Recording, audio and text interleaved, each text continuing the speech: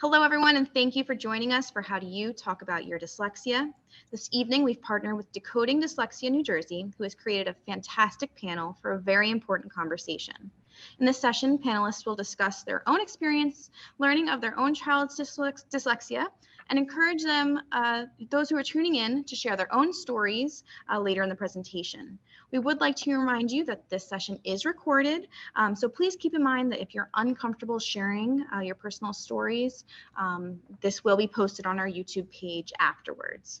So without further ado, I want to introduce Liz Barnes, who is a founding member of Decoding Dyslexia-NJ, and she'll introduce the rest of our panel. Hello, thank you very much for joining us tonight. This is an exciting topic for us to talk about because so often it's not talked about, I think, enough.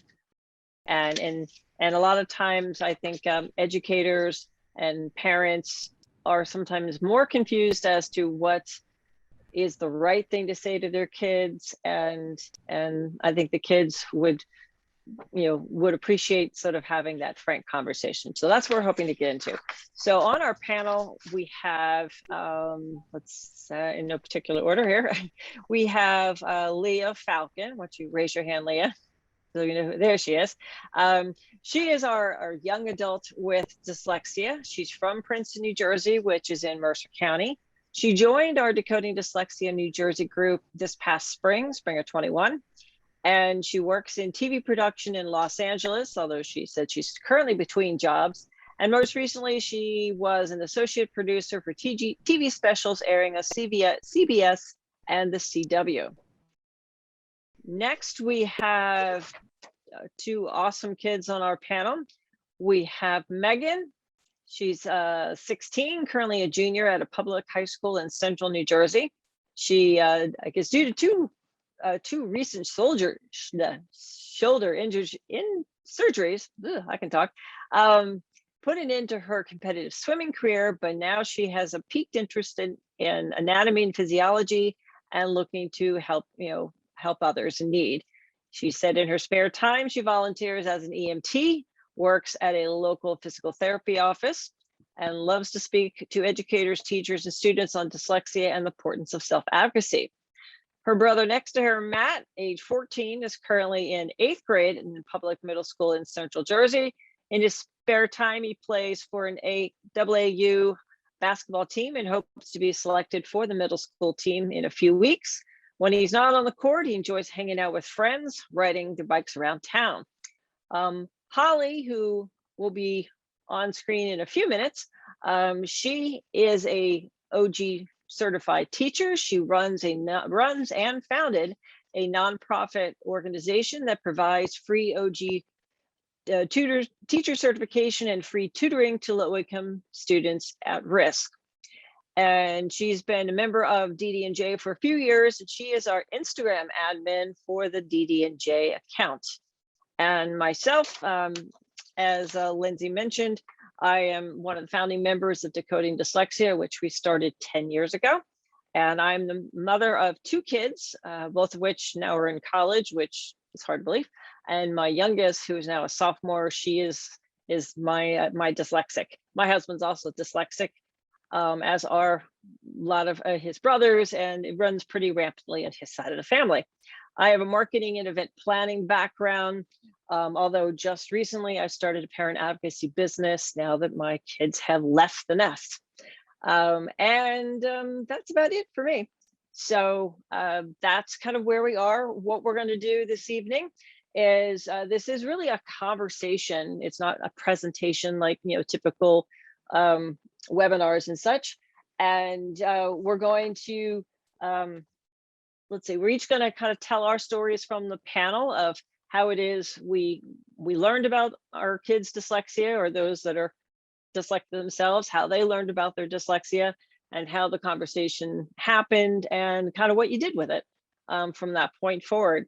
And we're going to break that up with looking to share some resources that might be useful to you, as well as we do hope to hear from those of you participating, because we'd like to hear your stories too, because that is a big part of what Decoding Dyslexia is we share our stories. That's how we helped get legislation passed, is that, it wasn't just about we were some representatives of some organization. We were the people, we were the ones in the trenches, and our stories were real, and they're very common no matter where you live. The theme of the stories seem to always be the same. So we're hoping by learning through others' experiences, you can help yourself or your child, have a brighter future.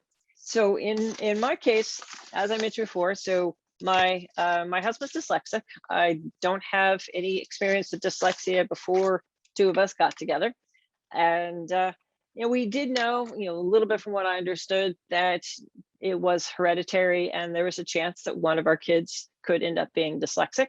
When our son was reading by the end of the kindergarten, we're like, I guess he's good to go.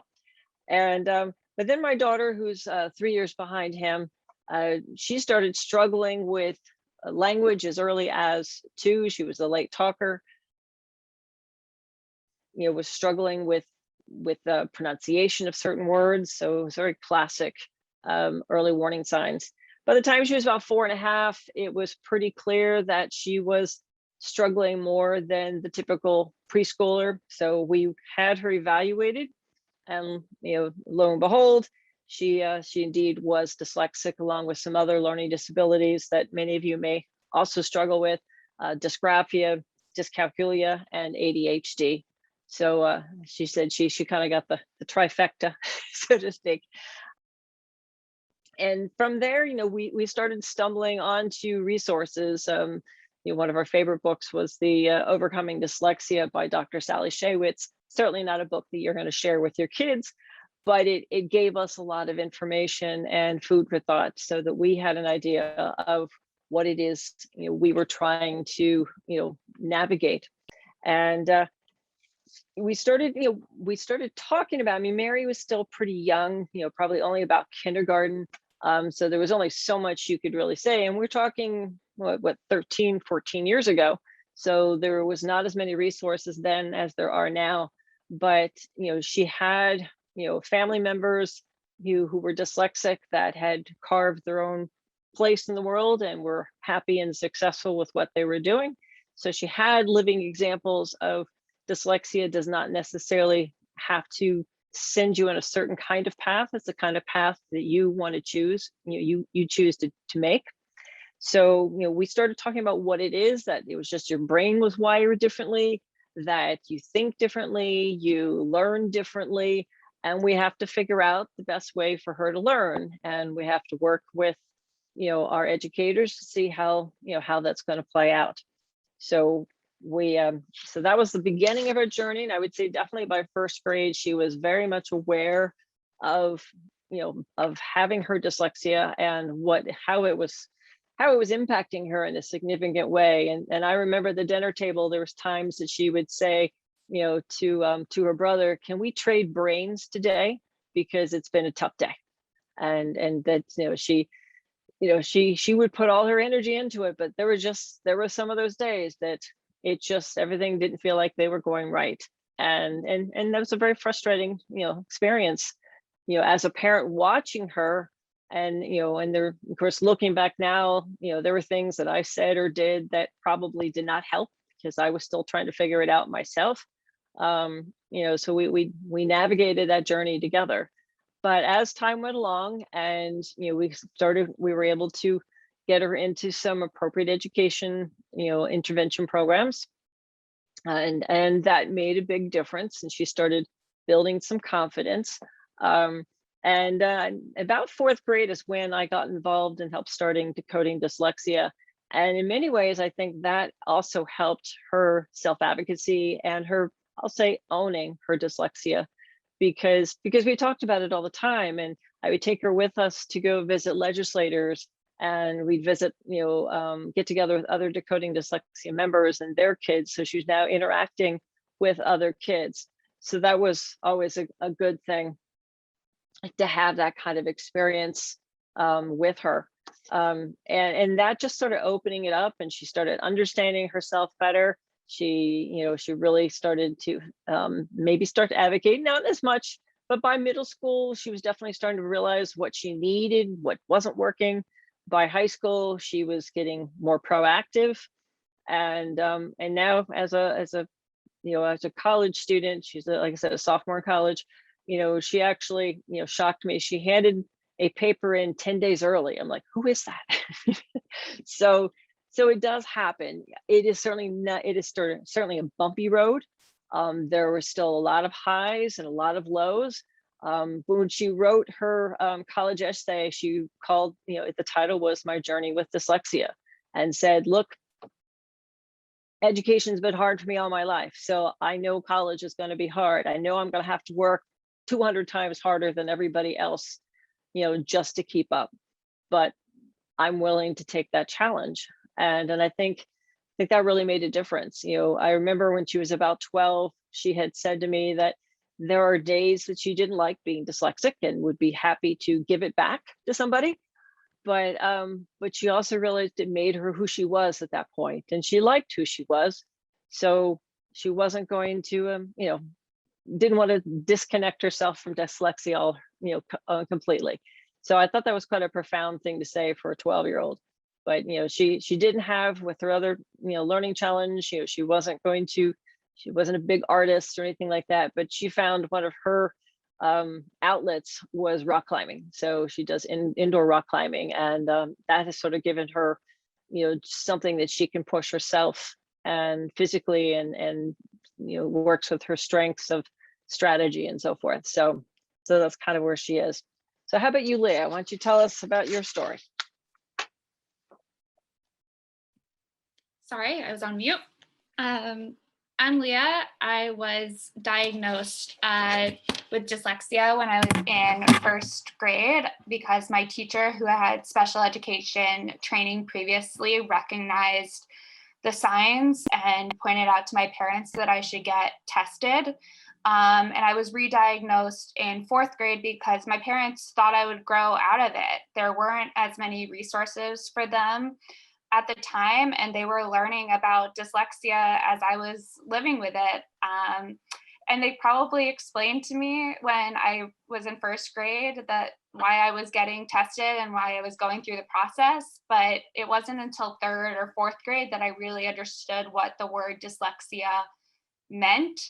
And at that point, I associated it with being in the lowest reading group at school and going to tutoring after school 2 days a week, which aren't really great associations with it. So by middle school, I was really embarrassed of my dyslexia. And that's something I really regret because I kept it a secret from everybody. And it made middle school that much harder because on top of everything that everyone goes through in middle school, I had this big secret that was kind of weighing me down. And my middle school was really tough. I went to a charter school, and in fifth grade alone, we read 14 books, all with a test and a writing assignment attached to them. We also had a 30-minute reading period every day, where my classmates would finish that night's English homework and I would get through only a few pages. And I would have to do that every day for 4 years. But then in high school, I realized that my private school wasn't gonna give me a lot of help with accommodations, and I decided to change my tune about my dyslexia. And I became a proud self-advocate and knew that was the only way to get my limited accommodations. So I began to tell my friends, my peers, older adults, and there was no more hiding my dyslexia. And I started to love hearing the stereotypes and all the questions because it meant that I was able to tell the truth about my dyslexia to people. And when I got to college at UCLA, I learned what true accommodations were from a real Center for Accessible Education. And I had real allies to help support my advocacy for the first time. And I really wouldn't have gotten through college without their support and their help. And now as an adult, I'm happy to not be tested on my reading anymore. It feels really good, and I will not go to any more school because of that. And the real world doesn't, like, extra time is already built into it. You don't need to allow or have that as an accommodation because it already exists. And in my profession of TV production so far, I've been able to use the strengths that I learned from being dyslexic to my advantage, like my organization and my work ethic. And those are the things that get praised the most by my employers and my coworkers. Those are the things that they see. They don't see if something takes me a little longer to read through or something like that. So now I'm able to sit here as a proud dyslexic. That's about it. Very good. Thank you very much. You want to put up the slide about the resources? Yep. And then I might have any of us chime in about what's listed there for those of you that contributed to that. So often sometimes parents want to know what kind of tools can I use to help start the conversation about dyslexia for kids, especially if they're younger kids.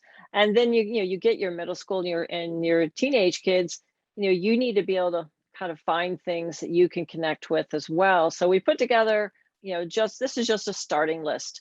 A lot of these books didn't exist when my daughter was first diagnosed, so none of those were useful to me. But so often, I have heard from other parents that those are really good. I read The Fish in a Tree when it came out. And by that point, my daughter was in middle school, but it's about I think about a fourth grader. And I thought it was really well done, the way it's told from the perspective of the student, how she was hiding her dyslexia and her struggles and things like that. And I've actually shared that with several people. Particularly, I've shared that with some even gen ed educators that I know. My niece teaches fourth grade in another state, so I shared it with her, and she thought that it was a fantastic book. So it's one that really has a lot of good messaging that for adults and students alike can get a lot out of that. Of course, you've got the Hang Zipser series by Henry Winkler, and they're just funny, lighthearted, but they drive the messages home nicely. The I Have a Dyslexia, that is a psychologist, a professor in a university in the Midwest, and he wrote these books. They're very simple books, but they're designed to be shared with the really early readers, the really early kids, and in very simplistic forms. So it's not something that most people have found, but I learned about those later, and I have shared those with some others since then, and they have found them useful. The Dyslexia Empowerment Plan by Ben Foss, that came out a number of years ago, probably even 5 years or so now to think about it. And it really talks about using assistive technology to, particularly as you get into your teens and your adult life, on how to navigate the world, kind of using some tools to level the playing field so that you can still access the world like everybody else. And it's kind of a no-nonsense approach, and I think might be very, particularly I know families and kids that are middle school and high school plus, have found that to be a very useful book. Now let's see, in the Percy Jackson books, of course, we've read. I've heard a lot about Thank You, Mr. Faulkner, but that's not one I've run into. I think Matt or Megan, you guys did something with one of those books? Yeah, so I in third grade, before I was identified, Thank You, Mr. Faulkner was a really great support in my life. It was about a little girl who her grandfather dipped honey on a book and said, taste it, it's sweet. And she had all these reading challenges like I did. So before knowing that I was dyslexic, it was something that I held on to. Even though I couldn't read the book, I was able to look at the pictures. And it was kind of, like this comfort that there was somebody else in the world who felt like I did, and I wasn't just lazy or dumb. So that was a really great book from before I was identified that I kind of really connected with on my own. I actually kept it in my desk all year, and everybody's like, I want to read it. And I was like, no, it's my book. But I would totally recommend this to especially younger kids. It has a great message, and it really did help me before I was identified. And then Matt, you can talk a little bit more about the Percy Jackson series. So Percy Jackson is a series that I hold dear to my heart, and I probably always will, because as soon as I was being identified, we were listening to the Percy Jackson books on audiobook. And it wasn't about the Greek myths or all the swords and the fighting. It was that someone who was just like me, who was dyslexic and who couldn't read as well as other people, could accomplish so much that it was just amazing to me that I felt that I could do amazing things in this world, even though I was different. So yeah, that was also a really great resource that we got into right after his identification, which was a few years after mine. So that was also a really great way to show empowerment for someone who learns a little bit differently. We ended up naming our dog after one of the Greek gods, Zeus. So that was just a funny little thing that happened. But again, that's a great book series to read, and especially for middle school and high school. It has the adventure, it has the action, and it also has, again, the message of, somebody who's different can do really great things. Absolutely. So the last listing under the book section is just a Google search that I came up with. A lot of these books are in that, plus a few others. I'm not familiar with all of them, but I always thought, sometimes the search is a good place to start. So, and this document will be put in the chat, a link, or I guess this PDF will be uploaded to the chat. For some reason you can't access it, you are more than welcome to email us at info@decodingdyslexia-NJ.org and ask to send the resource page from this workshop. Be happy to send that to you.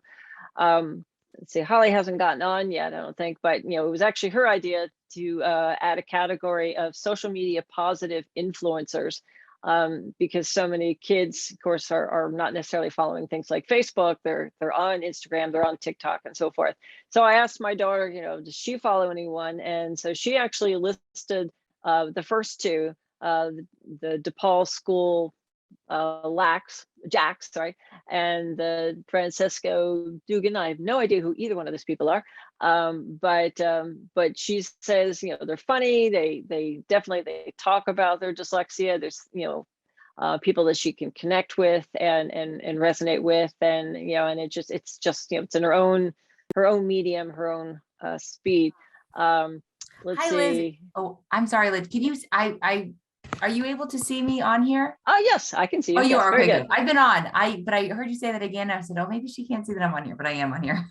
Okay, good. What did I say? Okay. So now was the 10 Liz, dyslexic influencer, whose was that? I put the Francesca Dugan and the. Oh, you did that one. Okay, Yeah. very good. Oh, that's right. My daughter did the first one. Sorry. So you want to talk about who Francesca is? Yeah, she's a TikToker. Sorry, I haven't gone on TikTok in like a year. But she makes these like funny videos of kind of like showing like everyday instances of how her dyslexia can come into play. I only honestly watched a couple of her videos, but it's anything from like doing like a little newscast video where somebody is like feeding her lines and she only remembers every like fourth word of what the lines are. Like she keeps them, like she gets most of the sentence, but it's not verbatim what is being fed to her. Something like that would be an example. And then I just kind of Googled other dyslexia influencers, and that's just a list of other ones of different educational resources and other things like that. And both the DePaul School Jax and the Francesca Dugan were both listed on there along with a few others. Excellent. Now the Child Mind Institute, that came from Matt and Megan, right?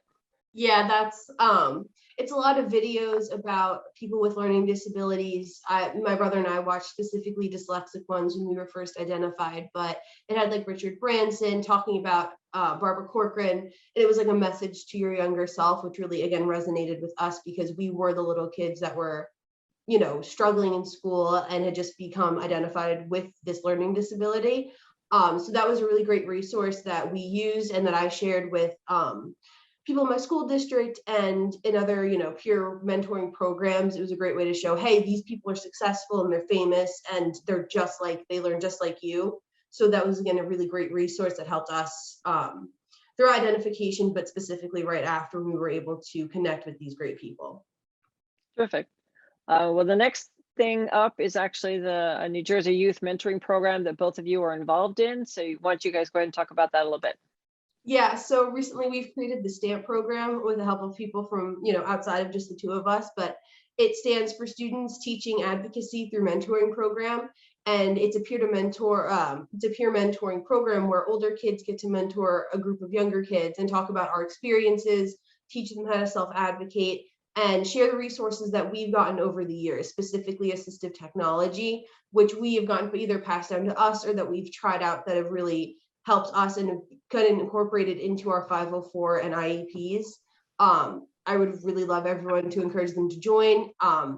My brother and I, again, we were part of a youth or a peer mentoring group when we were younger, and just having that older student who learned like you and was able to pass down this knowledge of the future was a great resource and made you feel seen. So again, we're trying to pass that on to a younger generation. So if you have any questions, or we can talk a little bit more about it later, our email's at the bottom there, and we are super happy to reach out. Very good, thank you.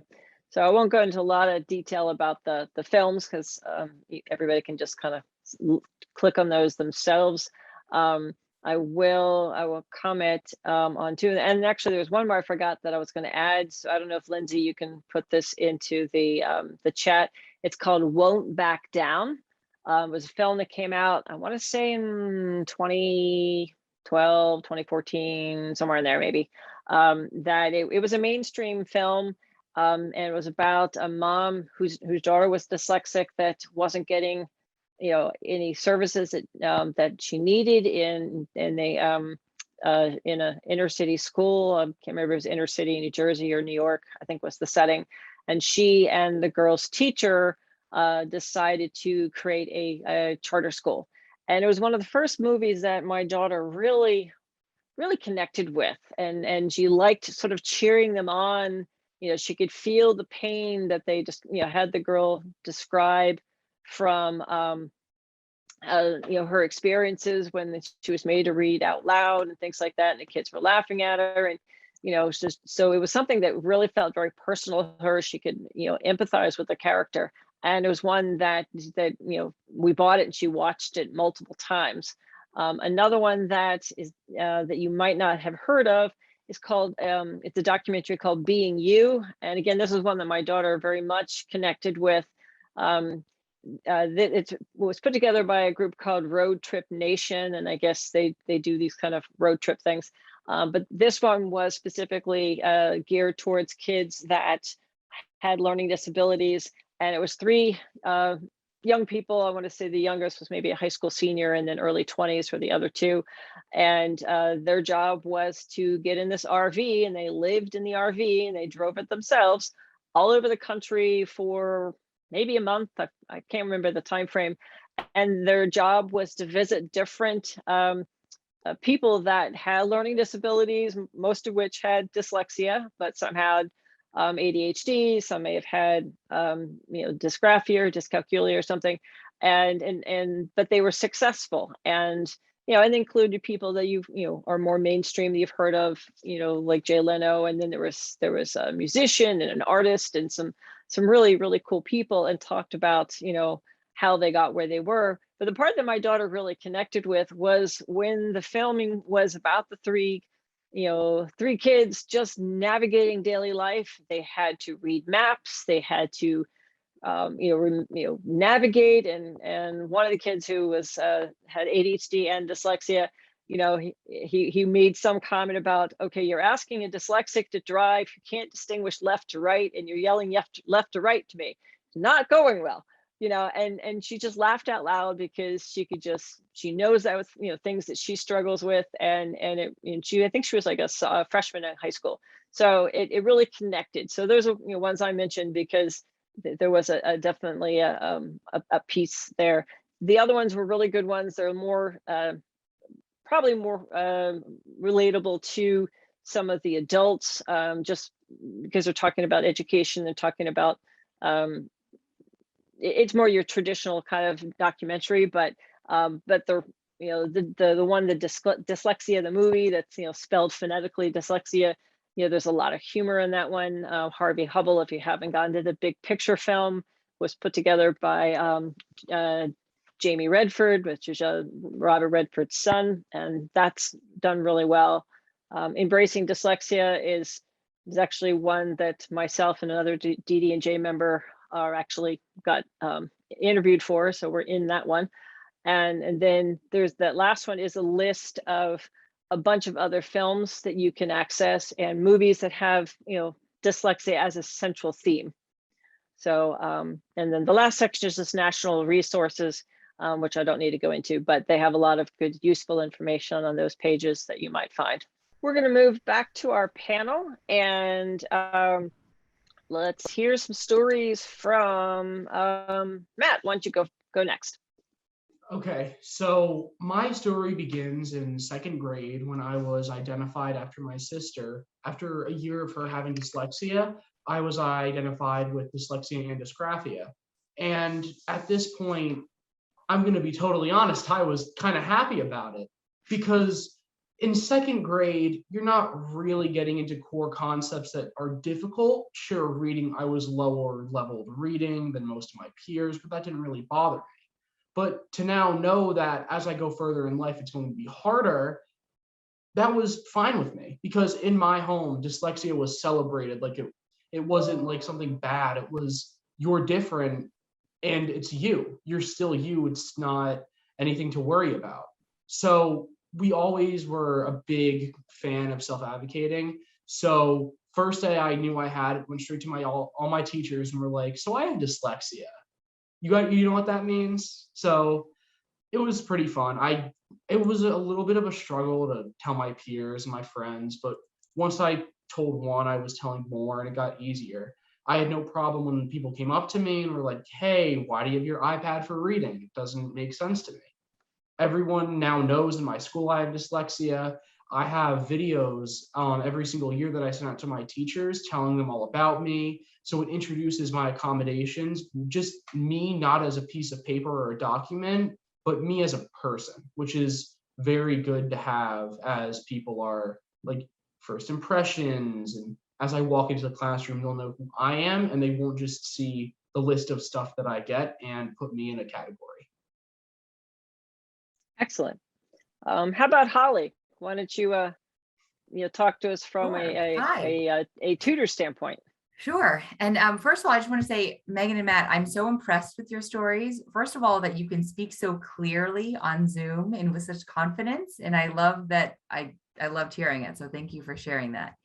And I'm just going to sort of reiterate, I guess, what all of you have said. I am a special education teacher. I am an OG certified tutor. I do run a nonprofit. I work mostly with children that are low income and at risk. So guess the difference is that most of the children that I work with have not been labeled. They don't know the term dyslexia. I know that they have signs of dyslexia. They've all been identified with some disability in school. So what I do is I just bring the concept of dyslexia to the table. So most of the kids that I've been working with are struggling and failing everywhere. And parents don't know what's happening. They think they're being serviced by the school. The kids don't know what's going on. So just by introducing this concept of dyslexia and this is what it is, I instantly see these kids like, oh, there's a reason for this. Like I could sort of blame this, or not blame it, but there's something that I can put a name to it. So there was a 4th grader that I worked with who had been struggling. The teacher, very typical, like saying he's lazy, he's not trying very hard, his writing's very poor. We talked about dyslexia, and then that Monday, it was like a new person on Monday. He was confident. He felt like, he's like, I've got lots of strengths. This is one thing that I have. I now know why I'm having these difficulties. So and I know you guys have all pretty much said that, and I'm sure that's similar to what a lot of people are experiencing. But I think just by bringing the concept to these students that have never heard this term before, really is empowering them and allows them to begin to advocate for themselves. And I love that people know that you have a laptop, Matt, that you can carry around your iPad, and people just know that that's what you need. So that's fantastic. Excellent. How about you, Megan? What's your story? Okay, so like Holly said, I can remember struggling in school. I had been called lazy, dumb. I just needed to apply myself and just try harder. And, that was really hard as a 3rd grader, trying to figure out why I couldn't read at the same pace as my peers, or decode the words. So finally, I was tested and identified as having dyslexia in the 4th grade. And finally, there was a reason why I struggled so much in school. Like Matt said before, it was always a positive thing in our household. It was never something to be ashamed of or embarrassed of. It was this, part of me that was finally being discovered. And at first I was nervous, but I was given these tools and I learned how to read using the Wilson Reading Program, audiobooks. I got extra time on all tests and assessments, and my teachers were reading the instructions to me. And with all of these, school became a little bit easier. And that gave me the confidence to get over my, a little bit of embarrassment and a little bit of nervousness and tell my friends, hey, this is why I scoop words and this is why I listen to my audiobooks on my iPad. And this helps me, and this is the way that I learned. So that was a really great way to gain confidence and tell my peers why I had all of these accommodations. And so it gave me confidence in school and outside of school, which was really great. So since the 4th grade, I've been attending all of my IEP meetings. Originally I attended them just as a way to stop in, tell the teachers my thoughts, and a way to plan for the next year and hear what they had to say about me and my learning. As I've grown older, I've attended all of my IEP and 504 plans, which I actually got this past year. I've been able to contribute not only to the accommodations that I will be receiving in school, but also my outlook and how I feel. And through that, I began to self-advocate both in the meetings and outside of the classroom. Like Matt said, part of our way to introduce ourselves is a presentation introducing ourselves and our learning disability, and do the accommodations that we need to succeed in the classroom. And this has been a great help that we've tried to share and have other people kind of incorporate into their schedule before school starts. And it's great, we include pictures and words and tell a little bit about ourselves just outside of our learning disability. But at least then we're going into the classroom as, like Matt said, a face instead of just a piece of paper. And I think it's really important. The main thing that I've taken away from my dyslexia is self-advocacy and asking and advocating for what you need in school, because it's your right, like this is your learning disability and this is what you need to succeed in the classroom. And I think that, how my parents and teachers approached with this positive attitude initially really helped me grow and have this confidence in school. So I think, the biggest takeaway that I would suggest to anybody here is sit down with your kid, make sure that it's a positive experience, or your student, and, be open and, teach them how to self-advocate, because that has been our biggest strength since we were identified. Very good, thank you. So is there anybody that, that's in our audience that would like to share any of their stories, or even just a tip on something that, helped their situation, or the person, their student, their child that they were interacting with? Do we have anybody that wants to chime in?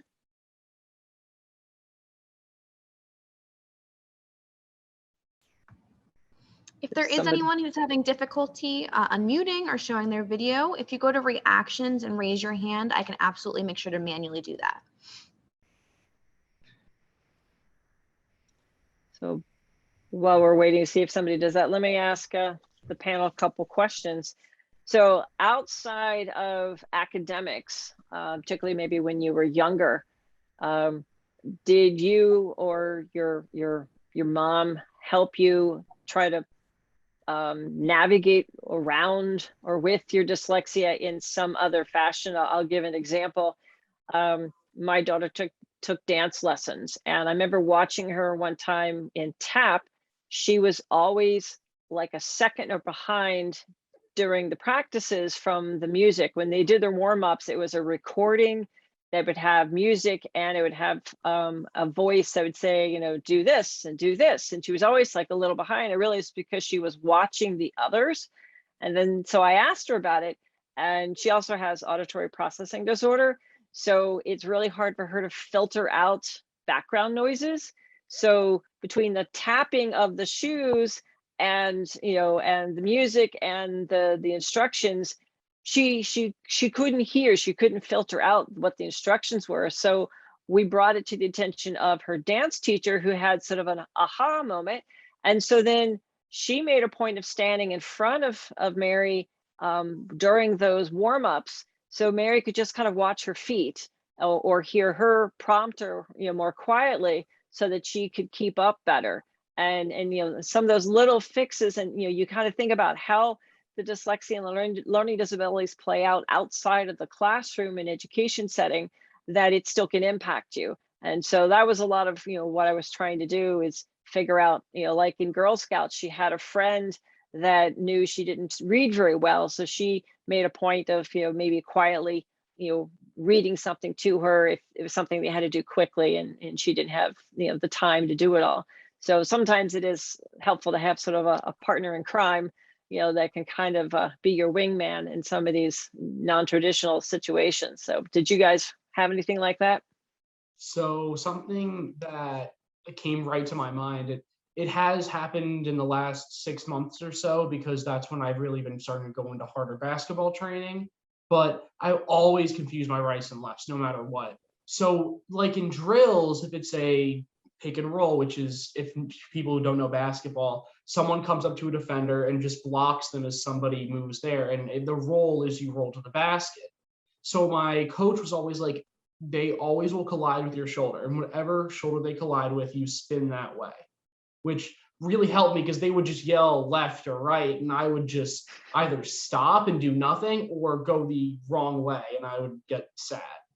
So yeah, and also another thing with my trainer that I have, he won't even tell me what we're doing. He'll just do it because he knows all I do is watch his feet to just see what's going on. And he knows that I'm a visual learner and I'm very hands-on. So he'll do it 2 or 3 times, give me the ball and be like, repeat what I just did. And that really helps me. And I can see a very big jump in skill, and it's very helpful. Excellent. I also have a question, if that's okay. Sure. And this is more directed, I guess, to Leah and Megan and Matt. When you talk to your peer group, when you are trying to explain to them what dyslexia is, I'd love to know what language you use, because I'm sure the language you use for your teachers and adults is very different than when you use for your friends.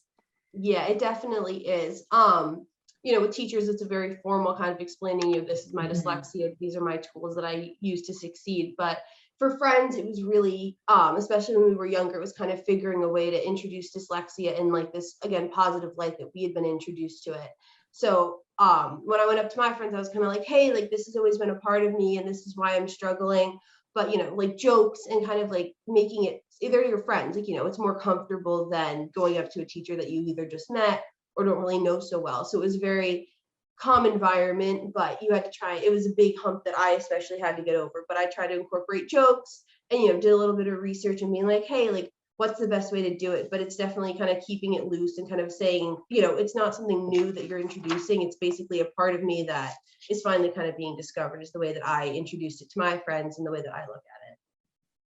Yeah, I would say it's very similar for me. I usually would just kind of come out and say it of like, hey, I'm dyslexic, by the way, like that's why, like, if you see me get extra time, like I would say it happened a lot in college, because like I would get like the big thing with college is enrollment times for classes, because they fill up so quickly, and I got priority enrollment as one of my accommodations, something I highly recommend for anybody looking at college. Get priority enrollment because I needed it for building my schedule for when I would have exams, because I got extra time on exams. So I had to have like a good amount of time between my classes to be able to use my extra time after classes. And it was hard to build schedules that way. So I needed priority enrollment in order to have my extra time. And when people found out that I had priority enrollment, they wanted to know why that was, because it was a special thing that like athletes got, or like it was just not a lot of people had it. And they knew that people with disabilities were one of the categories. So that was one way that it kind of came up, and it was like, oh, this is the reason why. It's to create this level playing field. Like it leads to the extra time that like it just kind of balanced out that way. And that's why I said, like, I've heard every stereotype in the book, because like the very common thing is once people find out, it's, oh, so you read letters forward and backwards. Yeah. Oh, it's this, that, or the other thing. I've had very intelligent adults ask me if I can read a menu. like just sitting at a dinner table, like ask if I could read a menu. And I said, yes, but I don't get tested on what the menu says, was my response. So it just— That's a good response. And what a rude question, by the way. yeah, it was a very good family friend who also has a learning, whose son has learning disabilities. So it's a tough situation, You had but to think on your feet though. yeah, wasn't my first rodeo. But so you just kind of have to know how to navigate those sorts of questions, I think, is the hardest part. And you kind of just have to grow a thick skin and able to like be able to answer those questions that I'm sure Megan and Matt have also had to deal with and have heard as well. And Yeah. probably Liz's daughter and husband and every member of their family has heard as well. Exactly. Well, one interesting scenario with my daughter when she was in middle school playing Minecraft, and those that may know about Minecraft. So besides whatever you're building and you're fighting, often there's a running chat going on, kind of in the background. And so she's now typing quickly, which, you know, if you're dyslexic and you're trying to type and spell and quickly and fight and build, yeah, it doesn't always go well. And she actually had somebody asked what country she was from because they thought, you know, English wasn't her first language because she seemed like she probably, you know, was a foreign student or something. And she had to say, no. So then she asked me how to easily explain to others. And I wrote something down on a sticky note and then she stuck it on her computer and just says, I have dyslexia. It means I'm as smart as everybody else, but I just think and learn differently. And that she just needed something simple. And the people are like, cool. And they moved on. I love that. You know, I love that. You know, but yeah, you say you don't realize where sometimes this pops up in unexpected places, you know, and that's just part of, you know, and understanding, you know, how she thinks and learns. You know, another example she told me, because she has, you know, challenges remembering things. So within, again, the world of Minecraft, she would put things in, I want to say it was like a treasure box or something. But then she'd forget what she put in there. So apparently you can create these notes. So she actually created a series of notes to herself that would pop up at different places to remind her of what's where, because she wouldn't always remember where she put things. And I thought that was very clever. But so let me ask you guys a question, and Holly, maybe from your experience as well, is you know, how have you or what was kind of the most, maybe say, you know, absurd or cringeworthy kind of question you might have gotten that, you know, was obviously people that were following the myths of what dyslexia is, which when it's not. But, you know, how have you handled some of this question? You know, like you said, the reading and writing backwards, and you know, seeing letters floating around or whatever. So how have you handled some of those questions? I've never actually had anything too cringeworthy, which is kind of shocking now that I think about it. But of course, everyone says reading the letters and B's and D's, like B's and D's backwards all the time. All the parents say B's and D's. So I immediately just say, you know, it really has nothing to do with the way you're looking at it. It's more of and I try to explain it to them from the research perspective and really talk about the sounds and phonemic awareness and all of that. But that's being a tutor and doing the research, and as an educator, I try to give them a lot of that information and the facts. And a lot of the times I'll recommend the Decoding Dyslexia. I'm not sure everyone's always receptive of that. I think that they probably want a shorter answer, but I feel like the more information I can put at them, I find that sometimes people either bite and they're like, that's really interesting and fascinating, or they're like, okay. But I every single time get the B and D. I have not had anything too cringeworthy, but perhaps one of you have. What about you, Matt? So during virtual school, there was a project that I had to do where I was doing the majority of the work. And I went to the library teacher on a Google Meet, and we were going, I wanted to do something about stand-up comedy. So I wanted to get issues from like 1990s, early 2000s. So we spent like an hour and a half just going over like databases and resources. And at the very end, I'm like, yeah, I mentioned dyslexia. And she's like, do you need a dyslexic font? Do you like just all these things? And I'm like, I have been reading to you for like an hour. I understand that you think like this. And I went over like a whole thing with like, that's a myth. That's not actually how we learn, you know, the basic back and forth about dyslexia. But another thing that was really bad was, well, cringeworthy, not bad. One of my friends, when we were talking, he was like, sorry, he was like, so do words like fly around like birds or something? And I'm like, no, they are on the page. And he's like, that'd be really cool to see though. You know, words just like flying back and forth. And he's like, it'd make a great movie. And I'm like, okay. Okay then. Exactly. I would have said yes. I would have just said yes. Yeah, there is always that answer. I would have been like, totally. Like, you wish you could see it. I know. Well, I've come across many dyslexia simulations, and a lot of them are, some of them are similar, but I wish that we could figure out, you know, hearing from you, whether or not you thought it was a dyslexia simulation, you felt like it was accurate or just like a bunch of bogus. I don't know. Have you ever come across one and you've seen it and you're like, that's ridiculous? Or yeah, that kind I've of never even like heard it. of a dyslexia simulation. Yeah, Oh. me neither. Oh, there's a few. They're quite eye-opening. I experienced one back in 2012 at a conference. And what was really interesting was really watching the adults, and a lot of them were educators, but a lot of them were parents too, but I'd say most of them were educators, were just, they were sweating. I mean, they had to do, they were reading assignments where they changed the letters into like hieroglyphics, and you had a real quick page that said, okay, this symbol means this and this symbol is this. And then you had the words with all the symbols. And then each page, they kept leaving out more and more regular letters and used the symbols. And, you know, and then they had somebody that was sort of pretending to be the teacher and was, you know, trying to be helpful, going, okay, you know this, you know this, you know this, you know, come on, just try a little bit harder, or Susie, or maybe you can help them.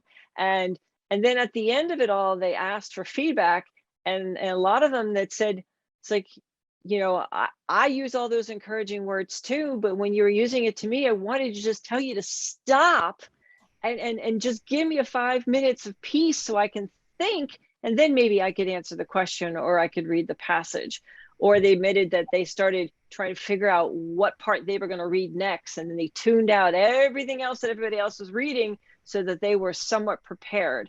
And it's all the tactics that I know you kids experience, and you know stories that I've heard, and you know, and it was a real eye-opening experience for a lot of them. And you know, one of the things that I had shared with one of the teachers, you know, when I would be reading with my daughter when she was much younger, you know, she'd read a page, I read a page, kind of thing, and she would come to a word and she would be trying to work it out.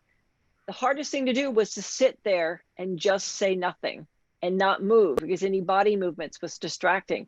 And so finally we decided to develop a cue system where she would raise her hand, or she would say, you know, your turn. And then that was my cue to go ahead and help her with the word. She wanted to figure it out, but as soon as I opened my mouth, then her whole brain process stopped. And so, and when I said that, you know, to this room full of educators, it was like an aha moment. It's like, oh, I never thought of that, you know. So it's, you know, there's a lot of simple things that, you know, can make a kid's life a whole lot easier as they try to do it on their own. But it's a lot harder as the parents just being, and the educators being the sort of the bystanders, waiting, you know, till it's their turn. But it's important. I remember my tutor talking to my mom about that when I was really young. Like, yeah, we run a similar simulation as part of our program where we had one of the kids, their mom recorded every single word that they read when they were reading a paragraph from Harry Potter. And we had a group of educators and parents at one of our conferences, and it's a simulation that we like to run a lot because it really does kind of show you what it's like to be a dyslexic student in the classroom, where you're trying to like, you know, I'm usually the one who facilitates the simulation. You walk around and you're like, okay, like read this quickly. And then you're like, okay, like start reading, got to read a little bit faster. Come on. Like, I know you know this, like you were saying, Liz. So I think that's a really great way for people to experience really what it's like and the anxiety that comes with reading aloud when you already know that you're not a good reader and you're going to have to read in front of a room full of your peers, which is honestly what I think is the most terrifying thing in school right now and has been since, you know, day one. It's reading in front of your peers and not knowing that you can't read, and the anxiety and the stress that comes with that. And like you said, trying to figure out which paragraph you're reading to try and figure out what the words are. So I think that's a really great simulation that we especially like to run because it really does put you in the shoes of your student or your child or just, you know, somebody who's dyslexic in your life. So we really love running that. Very, very good. So I think we're about running out of time, aren't we, Lindsay? Yeah, we're right at the end here. Do you guys have any closing remarks you'd like to share to the crowd here? So yeah, I guess maybe each of you, if you one fleeting thought or ending thought or whatever. Holly, some final note you want to add? No, other than I'm impressed by Megan, Matt, and Leah. I know I've already said it, but truly I'm sitting here thinking that, and of course hearing about your daughter as well, Liz, just knowing what they had to deal with growing up and knowing what it's like in the school system, and to see everyone such confident, capable adults right now is gives me hope, and it's really nice to see. So very good. Leah? I would just say I love that we're doing programs like this to just like say the word dyslexia and just to like talk about it and to normalize it and normalize talking about it and to share our stories like this because every little bit helps, and it just helps the education process. And I always have said sharing knowledge just helps every little bit. Very good. Megan? I just want to thank you again, Liz, for having us tonight. This has been such a great way to reach out to everyone. I hope that, you know, our panel helped. And I think my closing remark is, you know, approach a learning disability with a positive light and make sure to self-advocate, because that's been a huge help in our lives. And totally reach out to the STAMP program. We are more than happy to have any members join us. And, you know, we love to run simulations, talk about ourselves, our stories, some ways to self-advocate and accommodations. So we would really love, you know, everyone to join. And thank you again so much for having us. Very welcome. Matt? I just wanted to just restate to all the dyslexic people out there, or people who are facing learning disabilities in the school system, that yes, there's going to be those hard days that you can't figure out a word, or there's going to be those hard days that you just don't feel like you're good enough to be in school. But it's always going to change. You're a great student. You're a great person. You have the ability to do anything. Absolutely. And, you know, and I thank all of you being part of the panel, and I'm hoping that everybody that participated, as well as that those that might watch the video later when it's, you know, uploaded to the YouTube channel, will find this, you know, informative and more importantly, you know, starts the dialogue, you know, in your own circles, in your own family, within the schools. You know, one of the things my daughter put in her her essay for college, she said, you know, I wear glasses to see. If I, you know, I wouldn't take my glasses off and pretend I could see, because, you know, what point does that make? It doesn't serve my purpose. So not, you know, pretending that I'm not dyslexic is disingenuous. So it is who, you know, it is what it is. It's, you know, part of who I am, but it doesn't define who I am. And like I said, there are plenty of days that she would be happy to check it out the door and move on and do her, you know, regular life like everybody else. But it is what it is. And, you know, and so you've got to find your strengths. You know, you may not be the gifted artist or fabulous athlete or, you know, the next, you know, what you call it, you know, Oscar winner or whatever, but everybody has strengths, and you've got to find your strengths, you know, and they may be just that you have great empathy for people, and you can understand who they are and they're comfortable talking with you, there's a lot of different ways you can have strengths that maybe are not kind of, society traditional things that you think about, but your strengths will get you through your challenges. So hopefully, we will see you all, whether being part of the STAMP or come visit us at one of our social media platforms for Decoding Dyslexia. And we have monthly meetings if anybody wants to join that. And I think I'd like to personally thank you guys myself, and we do have a bunch of thank yous in the chat here. Joanna, I know you asked about that resource document. I would recommend connecting with Liz with the email address she shared here, and we can absolutely get that sent out to you guys.